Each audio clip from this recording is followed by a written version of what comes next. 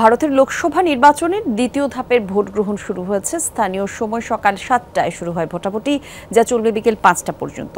নির্বাচনের সবশেষ খবর আমরা জানবো। কলকাতা থেকে সরাসরি যোগ দিচ্ছেন সহকর্মী সুকান্ত চট্টোপাধ্যায়। সুকান্ত, একটু জানাবেন, এই যে দ্বিতীয় ধাপের নির্বাচন শুরু হলো, এই নির্বাচনকে ঘিরে ভোটারদের মধ্যে আগ্রহ উদ্দীপনা কেমন দেখতে পাচ্ছেন জানতে চাই। একই সাথে নির্বাচনকে ভিত্তি করে নিরাপত্তা ব্যবস্থা এবং সার্বিক পরিবেশ সম্পর্কে আমাদের একটু জানাবেন।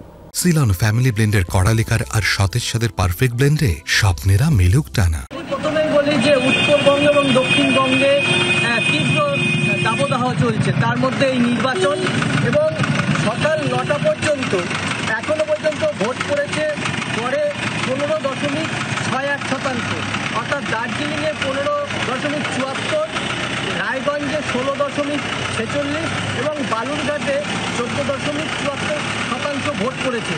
কঠোর নিরাপত্তার মধ্যে দিয়ে কিন্তু এই ভোট গ্রহণ চলছে। ইতিমধ্যেই সবচেয়ে যে এই পশ্চিমবঙ্গের যে দুই কেন্দ্র রয়েছে, দার্জিলিং এবং বালুরঘাট, এই দুটি কিন্তু ভিভিআইপি কেন্দ্র। এর মধ্যে ইতিমধ্যেই বেলা বাড়ার সাথে সাথেই কিন্তু সহিংসতার ছোটখাটো খবর আসছে। বালুরঘাটের যিনি বিজেপির প্রার্থী রয়েছেন, তিনি রাজ্য বিজেপির সভাপতি সুকান্ত মজুমদার, তিনি ভোট কেন্দ্রে যাওয়ার সময় তাকে ঘিরে বিক্ষোভ দেখায় এবং তাকে ঘেরাও করে রাখে। তার জন্য তিনি রাজ্য নির্বাচন কমিশনের দ্বারস্থ হন এবং রাজ্য নির্বাচন কমিশন দ্রুত এটিআরকে সেখানে পাঠান এবং ব্যবস্থা গ্রহণের জন্য নির্দেশ দেন। ইতিমধ্যেই দার্জিলিংয়েও কিন্তু ব্যাপক ভোটারদের লাইন চোখে পড়া গেছে।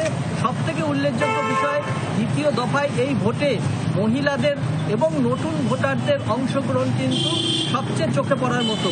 আজকের এই দ্বিতীয় দফা নির্বাচনে রাহুল গান্ধী, কংগ্রেস জাতীয় কংগ্রেস নেতা, চিত্রাভিনেত্রী হেমা মালিনী, এছাড়াও কংগ্রেসের আরও বহু নেতা কিন্তু এই আজকের তাদের ভাগ্য নির্ধারণ হবে। সকাল 7টা থেকে যে ভোট গ্রহণ শুরু হয়েছে এবং সন্ধ্যে 6টা পর্যন্ত যে ভোট গ্রহণ চলবে, তার মধ্যে